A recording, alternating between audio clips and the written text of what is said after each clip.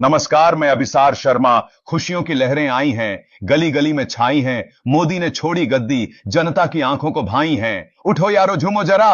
हवा में तिरंगा लहरा, आज सत्ता का ताज नहीं, आज है लोकतंत्र का सवेरा। जरा रुकिए, जरा सुनिए, जरा समझिए, क्योंकि आज का सबसे बड़ा राजनीतिक ड्रामा सिर्फ उपराष्ट्रपति चुनाव का नतीजा नहीं है, बल्कि वही नतीजा जिसने मोदी की गद्दी हिला दी है। मोदी ने चुनाव जीत तो लिया, लेकिन भागवत भगवत और आरएसएस के भीतर उठी नाराजगी की आग अब पूरी तरह उभर कर सामने आ रही है। मोहन भागवत ने स्पष्ट कर दिया कि 75 साल की उम्र के बाद यदि मोदी इसी तरह सत्ता में बने रहेंगे तो देश का भविष्य खतरे में है। यही कारण है कि आरएसएस के उच्च पदस्थों और मोहन भागवत के बीच गहरी नाराजगी पैदा हो गई है। मोहन भागवत ने स्पष्ट संकेत दिए कि इस्तीफा केवल मोदी का व्यक्तिगत निर्णय नहीं रह सकता, बल्कि इसे समय पर और गंभीर रूप से लेना होगा। और यदि ऐसा नहीं हुआ तो संगठन की रणनीति और दिशा में भारी बदलाव देखने को मिल सकता है।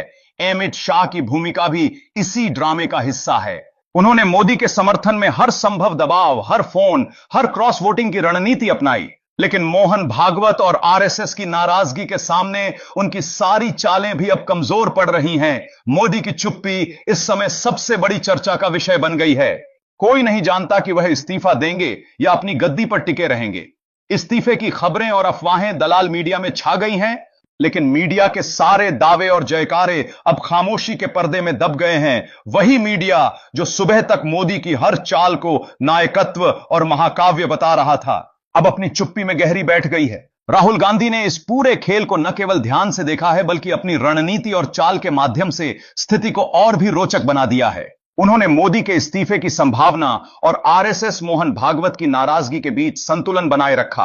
उनकी चाल ने यह दिखाया कि राजनीतिक समझदारी केवल जीतने के लिए नहीं, बल्कि सही समय पर सही संकेत देने के लिए भी जरूरी है।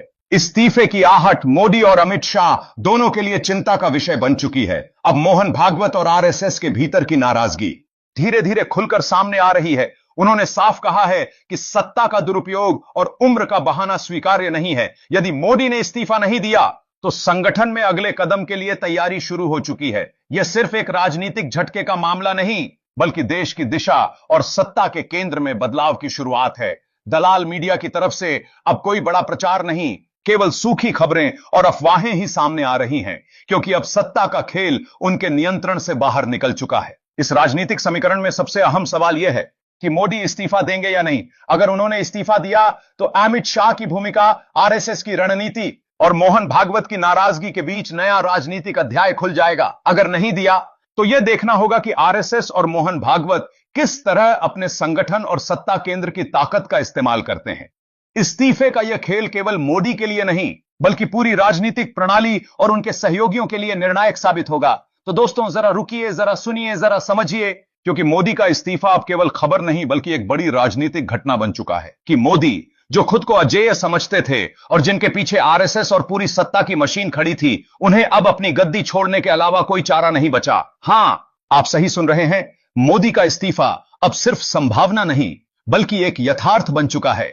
और यही इस्तीफा न सिर्फ उनकी राजनीति की नींव को हिला रहा है, बल्कि उन सभी दलालों जो कुत्तों और बकरियों की तरह मीडिया में भौंकते और चीखते रहे हैं, उन्हें पूरी तरह बेनकाब कर रहा है। क्योंकि वही दलाल मीडिया जो सुबह से रात तक मोदी के हर कदम को क्रांति और दर्शन बताकर जनता को मूर्ख बनाने की कोशिश में लगी रहती थी, आज खुद शर्म से नीचे झुक गई है और कैमरों के सामने खड़ा होना उनके लिए नामुमकिन हो गया है।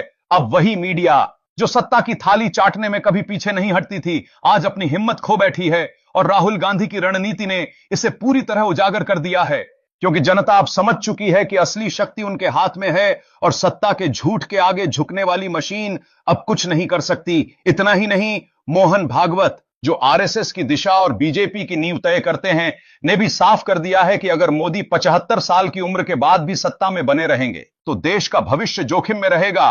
और इसलिए उन्होंने स्पष्ट संकेत दिया कि अब युवा और नए विचारधारा वाले नेताओं को आगे लाया जाना चाहिए, जो देश को बेहतर दिशा में ले जा सकें। उनकी यह टिप्पणी सीधे सीधे मोदी और उनके आसपास की पूरी संरचना को चुनौती दे रही है, क्योंकि सत्ता की लालसा और निजी लाभ के लिए हमेशा खड़ी रही दलाल मीडिया, अदानी, अंबानी और अन्य पूंजीपतियों की मदद से मोदी ने हमेशा अपने लिए राह बनाई थी। लेकिन अब वही रास्ते बंद होते दिख रहे हैं। अगर हम सोचें कि इस्तीफे के बाद क्या होगा, तो सबसे पहले यह स्पष्ट है कि चुनाव अब एक नया रूप ले चुका है और मोदी को हराना अब जितना भी कठिन लगता था, उतना अब आसान हो गया है, क्योंकि उनकी ताकत का सबसे बड़ा स्तंभ यानी डर और डराने की मशीन अब उनकी मदद नहीं कर पाएगी। उनके जितने भी समर्थक, चाहे वो अमित शाह हो या अन्य बीजेपी के वरिष्ठ नेता, सब अब उस दबाव और स्थिति में हैं कि उन्हें खुद को बचाने के लिए पीछे हटना होगा। राहुल गांधी, जिनकी दूरदर्शिता और रणनीति ने हमेशा जनता की उम्मीदों को नई दिशा दी है, अब आसानी से इस चुनाव में अपनी जीत दर्ज करा सकते हैं, क्योंकि जनता खुद तैयार है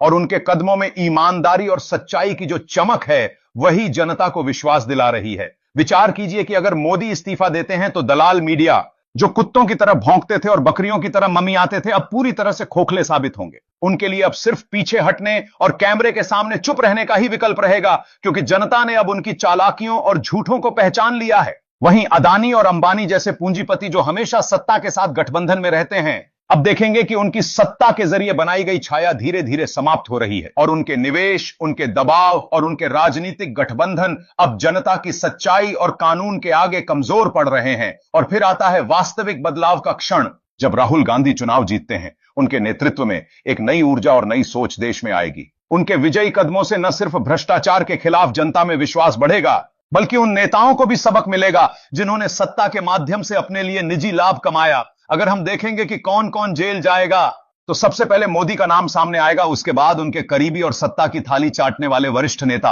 और जैसे जैसे न्याय और लोकतंत्र की प्रक्रिया आगे बढ़ेगी, राहुल गांधी की सच्चाई और ईमानदारी पूरे देश में फैल जाएगी और जनता को एक नया विश्वास और उम्मीद की किरण दिखेगी। सोचिए, यह एक राजनीतिक क्रांति की तरह है, जिसमें जनता ने अपनी ताकत दिखाई, सत्ता के दुरुपयोग और दलाल मीडिया की दलाली को बेनकाब किया और भविष्य के लिए यह संकेत दिया कि अब किसी भी नेता की शक्ति उसकी निजी सत्ता या दलाली मीडिया से नहीं, बल्कि जनता की जागरूकता और लोकतंत्र की मजबूती से तय होगी। मोदी का इस्तीफा सिर्फ एक घटना नहीं, बल्कि एक प्रतीक है, जो यह दिखाता है कि चाहे कितनी भी ताकत और कितनी भी चालाकी हो, असली शक्ति हमेशा जनता के हाथ में रहती है और लोकतंत्र की सच्चाई को कोई दबा नहीं सकता। इस पूरे परिदृश्य में आरएसएस और मोहन भागवत की भूमिका भी महत्वपूर्ण है, क्योंकि उन्होंने स्पष्ट कर दिया कि पुराने नेताओं को अब पीछे हटना चाहिए और नई पीढ़ी को आगे बढ़ने देना चाहिए, ताकि देश को सही दिशा में ले जाया जा सके। यही कारण है कि 17 सितंबर के बाद जो हंगामा होगा, वह सिर्फ राजनीतिक नहीं, बल्कि सामाजिक और आर्थिक दिशा में भी एक नया अध्याय खोलने वाला है। इस पूरी कहानी का सार यह है कि सत्ता की मशीन, दलाल मीडिया, अदानी अंबानी जैसे पूंजीपति और व्यक्तिगत स्वार्थ में डूबे नेता अब जनता की असली ताकत और ईमानदार नेतृत्व के सामने कमजोर साबित हो रहे हैं। और राहुल गांधी जैसे नेता, जो शिक्षा, सच्चाई और जनता की सेवा में विश्वास रखते हैं, अब देश को नई दिशा देने के लिए तैयार हैं। यह सिर्फ राजनीति नहीं, बल्कि एक क्रांति की शुरुआत है और इसका असर आने वाले वर्षों तक हर निर्णय, हर योजना और हर नीति में दिखेगा। दोस्तों, अब जब हम इस पूरे राजनीतिक नाटक की गहराई में उतरते हैं, तो सबसे बड़ा सवाल यही है कि क्या मोदी इस्तीफा देंगे या नहीं। क्योंकि अगर मोदी ने आरएसएस के वरिष्ठ नेता मोहन भागवत की बात मानी और समय रहते अपनी गद्दी से हटे, तो राजनीतिक संकट और सत्ता के भीतर की उलझनें आसानी से नियंत्रित हो सकती हैं। लेकिन अगर मोदी ने इस बार भी अपनी सत्ता की लालसा और व्यक्तिगत महत्वाकांक्षा के चलते मोहन भागवत और आरएसएस के आदेश को नजरअंदाज किया, तो पूरी राजनीतिक तस्वीर पूरी तरह बदल जाएगी और यह कोई मामूली संकट नहीं होगा, बल्कि एक बड़ा भूचाल होगा, जिसको देखकर देश की जनता, मीडिया और राजनीतिक दल सब दंग रह जाएंगे। सोचिए, आरएसएस ही वह संस्था है जिसने बीजेपी को जन्म दिया और बीजेपी उसका सशक्त, अनुशासित और स्वाभिमानी बच्चा है। अब अगर पिता ने अपने हाथ हटा दिए तो बच्चा कहीं का नहीं रह जाएगा और उसी स्थिति में मोदी की गद्दी और उनकी सत्ता दोनों ही हिल सकती हैं और पूरे पार्टी ढांचे में चिथड़े उड़ने लगेंगे। इस परिस्थिति में अगर मोदी इस्तीफा नहीं देते, तो सबसे पहले उनके अपने समर्थक, जो सुबह से शाम तक सत्ता के साथ अपने लाभ और राजनीतिक सुरक्षा को जोड़ते रहे हैं, हड़कंप मचा सकते हैं। अमित शाह, जो हमेशा मोदी के सबसे भरोसेमंद सहयोगी रहे हैं, उन्हें भी इस दबाव का सामना करना पड़ेगा कि क्या वे इस स्थिति में खुद को सुरक्षित रख पाएंगे या पार्टी के भीतर की नाराजगी और विद्रोह उन्हें पीछे धकेल देगा। यही नहीं, दलाल मीडिया, जो पहले मोदी की हर जीत और हर कदम को नायकत्व के रूप में पेश करता रहा है, अब उनका समर्थन नहीं कर पाएगा, क्योंकि जनता की नजरें खुल चुकी हैं और उनके झूठ अब जनता पर असर नहीं डाल सकते। अदानी और अंबानी जैसे पूंजीपति, जो हमेशा सत्ता के साथ गठजोड़ में रहे हैं, उन्हें भी यह देखना होगा कि अब उनकी राजनीतिक ढाल कमजोर पड़ रही है और उनका आर्थिक और राजनीतिक दबाव मोदी और बीजेपी को बचाने में असफल साबित हो सकता है। सोचिए, अगर मोदी ने इस्तीफा नहीं दिया तो बीजेपी के अंदर गुटबाजी और विद्रोह का माहौल और तेज हो जाएगा।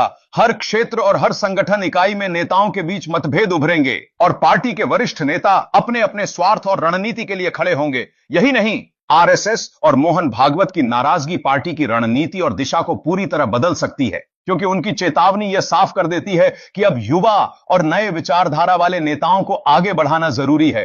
अगर मोदी ने इस चेतावनी को नजरअंदाज किया तो पार्टी के अंदर एक गहरी दरार उत्पन्न होगी और यह दरार इतनी गंभीर होगी कि बीजेपी के भीतर सभी निर्णय, संगठनात्मक प्रक्रिया और भविष्य की योजनाएं प्रभावित होंगी। इस पूरे संकट में अगर मोदी गद्दी छोड़ते नहीं हैं तो देश के सामने भी राजनीतिक अफरा तफरी और सत्ता की अस्थिरता दिखेगी। जनता, जो पहले से ही सत्ता के दुरुपयोग और दलाल मीडिया की दलाली से परेशान है, अब और अधिक चौंक जाएगी। राहुल गांधी और उनकी रणनीति यहां और प्रभावी हो सकती है, क्योंकि जनता की आंखें खुल चुकी हैं और वे अब जानते हैं कि असली सत्ता जनता के हाथ में है। यदि मोदी ने इस्तीफा नहीं दिया तो यह परिस्थिति ऐसे विकसित होगी कि चुनावों में भी बीजेपी के लिए जीतना मुश्किल होगा और राहुल गांधी जैसे नेताओं के लिए रास्ता साफ होगा। विचार कीजिए कि मोदी के इस्तीफे के बिना बीजेपी की स्थिति कितनी अस्थिर हो जाएगी। पार्टी के भीतर गुटबाजी बढ़ेगी। आरएसएस और मोहन भागवत के नाराज होने के कारण पार्टी की अनुशासन व्यवस्था ढह सकती है और नेताओं के बीच भरोसा खत्म हो जाएगा। इसी बीच दलाल मीडिया, जो हमेशा मोदी और बीजेपी की चाटुकारिता में लगी रहती है, अब उनके झूठ और प्रचार की असफलता देखेगी और जनता के सामने उनकी सच्चाई उजागर होगी। अदानी अंबानी जैसे पूंजीपति भी अपनी सत्ता और आर्थिक लाभ की रक्षा में असफल साबित होंगे, क्योंकि अब मोदी और बीजेपी के ऊपर जनता का दबाव और आरएसएस की नाराजगी दोनों एक साथ काम कर रहे होंगे। इस पूरे राजनीतिक तूफान में अगर मोदी ने इस्तीफा नहीं दिया तो राहुल गांधी और उनके समर्थक नेताओं के लिए यह सुनहरा मौका होगा कि वे पूरी रणनीति और जनता के विश्वास के सहारे सत्ता पर कब्जा कर सकें। चुनाव में जीत के बाद मोदी और उनके करीबी नेताओं को उनके भ्रष्टाचार, सत्ता के दुरुपयोग और जनता के साथ किए गए अन्याय के लिए जवाबदेह ठहराया जाएगा। मोदी के इस्तीफे के बिना बीजेपी के वरिष्ठ नेता, चाहे वो अमित शाह हों या अन्य कोई, खुद को बचाने के लिए भागेंगे और पार्टी के भीतर विद्रोह फैल जाएगा। यह केवल राजनीतिक बदलाव नहीं होगा, बल्कि पूरी सत्ता संरचना और दलाली की मशीन को हिला देने वाला भूचाल होगा। वास्तव में अगर हम इस स्थिति को और विस्तार से देखें तो मोदी का इस्तीफा न देना केवल उनके लिए नहीं, बल्कि बीजेपी, दलाल मीडिया, अदानी अंबानी और पूरे सत्ता तंत्र के लिए गंभीर संकट का संकेत है। आरएसएस और मोहन भागवत के निर्देशों को नजरअंदाज करना पार्टी की रणनीति और अनुशासन को कमजोर करेगा और देश की जनता, जो अब जागरूक और सजग हो चुकी है, इसे तुरंत समझ जाएगी। यही कारण है कि इस पूरे राजनीतिक नाटक में मोदी की गद्दी, उनकी सत्ता और बीजेपी की भविष्य की दिशा पूरी तरह जोखिम में है और राहुल गांधी जैसे नेताओं के लिए यह अवसर है कि वे अपने नेतृत्व और रणनीति के सहारे देश को नई दिशा में ले जाएं। अगर आप जागेंगे और साथ देंगे, तभी लोकतंत्र सही राह पाएगा। तो इस वीडियो को लाइक करें, सब्सक्राइब करें, ज्वाइन करें, चाहे छोटा सा कदम ही सही। एक एक क्लिक से हम ताकत बनाएंगे और आपकी आने वाली पीढ़ियों के लिए रास्ता खोलेंगे। आपका साथ ही तय करेगा कि भविष्य में आपके बच्चे कौन सा मीडिया देखेंगे। क्या वही चाटुकार दलाल मीडिया होगा या आप हमारे जैसे पत्रकारों का समर्थन करेंगे?